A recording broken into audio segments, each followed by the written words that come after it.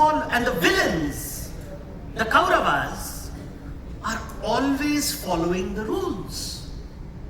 We didn't gamble your wife, you gambled your wife. How are we the villains?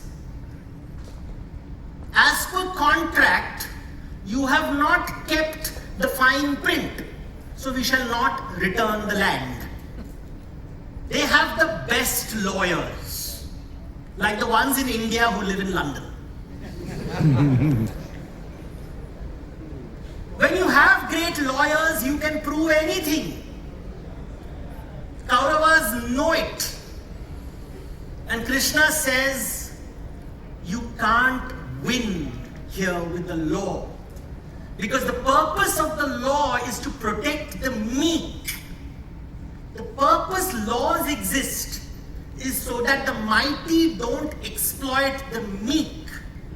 That is called rule of the law. But what do people do when they become powerful? They weaponize the legal system. And they use law to control the meek. And they subvert law itself. And this is called rule by the law. Ram understands rule of the law. Krishna understands rule by the law. As long as there is rule of the law, there is Ram Rajya. As soon as it becomes rule by the law, it is Kurukshetra. This subtlety is the difference between the Ramayana and Mahabharata. Therefore, you have the same divine being saying, I follow rules. Maryada Purushottam Ram. On the other side, you have, I will bend and break the rules. Leela Purushottam Krishna. What do you want on your team when you are being cyber attacked? Ram or Krishna? And the South Indian will say Rama Krishna.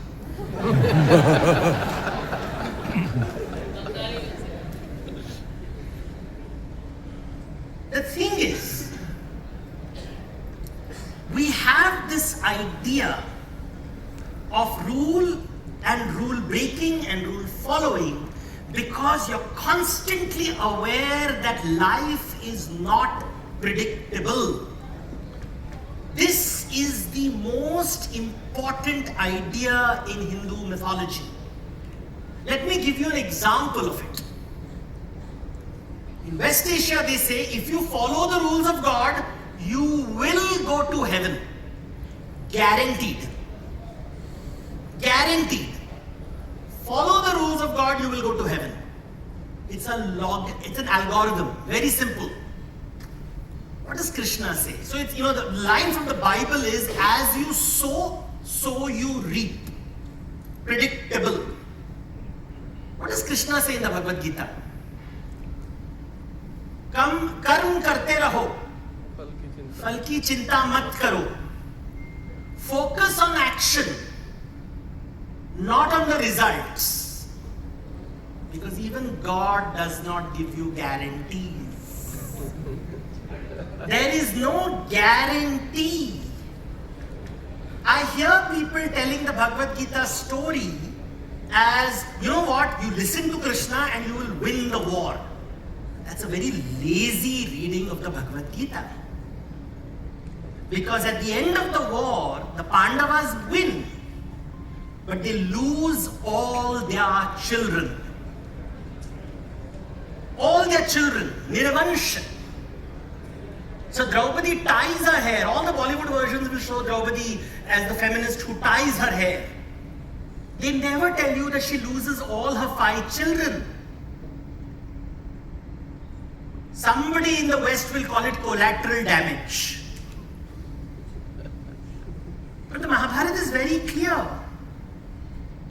Even God cannot stop the Pandavas and Kauravas from fighting, even though he is on the negotiating table. It's called Udyoga Parva, where he is negotiating and negotiating and negotiating and compromising and compromising. But if someone wants to fight and kill, they will. It doesn't work. Krishna is there before the war. He is there after the war in Shanti Parva. The consequences of the battle. Everybody has been killed. His own family gets cursed. Because war will hurt everyone, not just the bad people. This is Indian wisdom, which is forgotten. It is not about being right and wrong. It is not about surviving. It is about recognizing the unpredictability of outcomes. And this is what makes this thought important in a world which is going crazy and wants to kill each other. We don't meditate on violence enough. Ramayana is about violence. Mahabharata is about violence. But it is also about non-violence. Because it is explaining to you the complexity of battle. Krishna doesn't glorify war. Ram doesn't glorify war. It is necessary, but it always has consequences, unpredictable consequences. And they tell it in the form of stories, because these stories are called Pancham Ved. Pancham Ved means explaining Vedic ideas using stories. So let me explain it to you again, how they explain these complex ideas, which is not part of West Asian mythology and certainly not part of East Asian mythology. So Ram shoots an arrow and kills a king called Vali. And explanations are given whether it is right or wrong. People have written novels on it. Is killing Vali right or wrong? पीछे से वार किया वो सही है या गलत है? It doesn't matter. Because Vali is dead. His wife Tara curses Ram. My husband was a villain, but he was my husband. And now I am a widow. I will live without him. So I curse you, you will never have a happy married life. And later, Ram shoots Ravan. And he is again a villain. So it is right. But Ravan's widow, Mandodari, looks at Ram and says, my husband was a villain, but he was my husband. Now I am a widow. You will never have a happy married life. So dharma and karma are separated. You may do the right thing, but there are consequences to your action. So Ram is cursed. Krishna is cursed. Now what are these stories trying to tell you? They are trying to tell you that don't think in terms of the binaries of right and wrong, good and bad. Look at life as it is. Why do people attack? Why do people create those viruses? Why do we hack systems? What is the pleasure in doing it? Why are people destroying so many wonderful things around the world, making our lives miserable? Where does violence come from? We don't meditate on this. Why do we need a security system? We need a security system because no matter what we say, we may think we are good people, but someone out there thinks you are a bad person and you have to be wiped out. And you may say, but I'm a nice guy. But the other guy says, I'm sure you're nice, but you know what, I'm hungry. And you are food. I have to consume you. It doesn't matter whether you're nice or not nice. You are what I want to consume. You are the labor that I need to control. You are sitting on the resources that I want. And that's the world we live in. In Bombay, when you're driving, it doesn't matter whether you are a good driver. What is more important? Are others good drivers? Driving in India is not about learning traffic rules. Driving in India is how do you manage those crazy people on the road and the cop.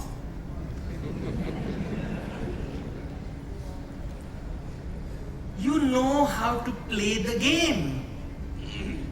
You know how traffic signals work because we are a country where powerful people who are supposed to maintain the law, the moment they get power, are the first people to break traffic signals because they are more important than the citizens of the country. So they hack your system, which is meant to create a great country. So there's an internal hacking also happening. What do you do? What do you do? You have to deal with that CEO and the CXO and the CFO who says, हमारे पास इतना पैसा नहीं है. And then you get the pleasure, if you're the CTO, saying, I told you so. Sir, आपने budget नहीं pass किया. अभी देखो crowd strike नहीं है मेरे पास. And these are the realities that you have to deal with. Because it is not just about technology. We are also dealing with people. We have to understand people. Because wars are not fought by machines. Wars are fought by people. It is people who have coded those systems, who created a machine which it believes is intelligent. Machines are not intelligent. Intelligent people don't fight. Intelligent people figure out ways to live together. And this is something that we need to understand. So through storytelling, when we study stories, we understand these foundational things. Many people, video game people keep calling me, Devdutt ji, humko karna hai, we want to do a Ramayana video game and Mahabharata video game. And video game and gamification is about winning and defeating and winning and defeating. But that's not the purpose of storytelling. Storytelling is not about gamification. Storytelling is about making you think about deeper issues, about the people behind the machines, the people who do not understand what they're doing to the world in their obsession with ambition. Because ambition has a demon. The demon of ambition in India is a very famous demon that you have heard about since childhood. His name is Bakasur. Have you heard of Bakasur? Bakasur is the demon of hunger. He was so hungry that he ate everything. He would eat all the food that is served to him. He would eat the plates. He would eat the waiters. He would eat the cook. He would eat everybody who fed him. When I tell the story of Bakasur to children, I say, "Kaun hai Bakasur?" And they say, "Mummy, Papa." Because mummy papa खाते हैं, तुम खाते इसलिए हमें नहीं खाते हैं, दिमाग खाते हैं. And when I tell the story in the corporate world, who is Bakasur?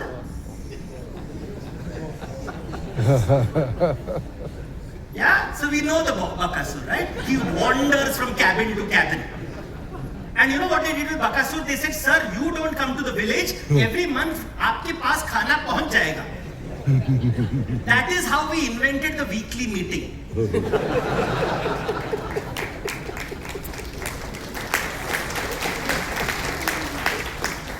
Every week a bakra will be sent with a PowerPoint presentation and his head will be chewed off. So now that we have established who Bakasur is, he is not in China. He is not in Israel or in Iran or in America. He lives in Andheri East. Bakasur is present within all of us. But also Bhima. Bhim is the opposite of Bakasur. Because Bhim kills Bakasur. That's the story we tell people. We tell the story of how Bhim, the strong man, killed Bakasur. But we don't tell the story exactly. Because Bhim is also hungry. Bakasur is not a bad guy. He's just hungry. He is hungry, right? Ambitious people are not bad people. We don't call them greedy in corporate world. There are no greedy people in the corporate world. There are only ambitious people. Not one greedy person. No, I've never met a greedy person. but lots of ambitious people. Have you ever met a jealous man in the corporate world? There are no jealous people because you can't measure jealousy. Show me one artificial intelligence tool that can measure jealousy. You can't measure jealousy. You can't measure emotions. And this is what the Veda says nirguna, jo dikhta nahi hai. The emotions, what you can visual, what you can see is the food that you eat. And based on the food that you have, I decide whether you're greedy or not greedy. I don't see your hunger, which is nirguna. Nirguna, saguna. Nirguna, hunger, saguna, food. What is the difference between Bakasur and Bhim? Bakasur is only thinking about his hunger. Bhim is thinking of other people's hunger. I give you security services, you give me revenue. That's what Bhim does. He kills Bakasur and he tells the village, you know what, if I go away, another Bakasur is coming.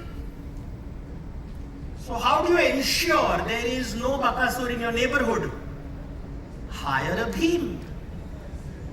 And that's what Bhim does, right? Bhim basically offers security services. I will protect you from all the demons in the world. I protect you, you protect me, and we both take care of each other. And this exchange is what creates society. Where everybody, it is not about, what is the difference? A parasite eats, it doesn't feed. But look at nature. The deer that eats grass gets eaten by the tiger. Everybody eats and gets eaten. And that's called an ecosystem. We take care of people and people take care of us. We help people and people help us. This is how we create a healthy ecosystem. What we are seeing in the world today is some nations saying that we don't want to be engaged in transaction. We want to enjoy and you will serve us. You will be the sources of labor and resources. We will enjoy life. ऐसा नहीं होता है. Because this is how Indra is described in the scriptures. In the scriptures, Indra lives in Swarga. He doesn't do a day's work. His employees do. He lives in Swarga. We call him the shareholder. He enjoys life in Swarga. He has Kalpataru, Kamadhenu. He has got the wish-fulfilling tree, the wish-fulfilling jewel, the wish-fulfilling cow. He's got everything that he desires. And all day long, he has parties. Apsaras dancing, Gandharvas singing, Somras everywhere. That's the party, right? That's what rich people are supposed to do. I think it's called the E-Files. Because that's what rich people do. At the end of the day, it comes down to drinking and, well, whatever. Can't say it in polite company. But look at the description of Indra. But Indra is never worshipped in India. He is Swarga, but he's never ever worshipped. Indra ka singhasan hamesha dagmagata hai. The leak always happens. And therefore Indra is forever fighting wars with the Asuras. He's terrified of Asuras because Asuras will destroy his Swarga. So he's always Devasur Sangram. And the Asuras are saying, wait a minute, we are not the bad guys. I know Amar Chitra Kathak makes us black in color and makes us evil with horns. But when the Amrita Manthan happened and you drilled oil and found all the oil, you took away everything and gave us nothing. Is that fair? Is that fair, Indra? You took away everything that came from Amrita Manthan. Everything. You gave us nothing. What choice do we have than to fight Swarga? Because everything is in Swarga and nothing is in Patal. Below the feet. Understand the metaphor. These are 2,000-year-old stories I'm telling you. 2,000 years ago, people in India understood what is the meaning of Patala. मेरे पैर के नीचे स्वर्ग, पाताल, स्वर्ग, नरक. Swarg is where there is credit, endless credit, because the market cap is so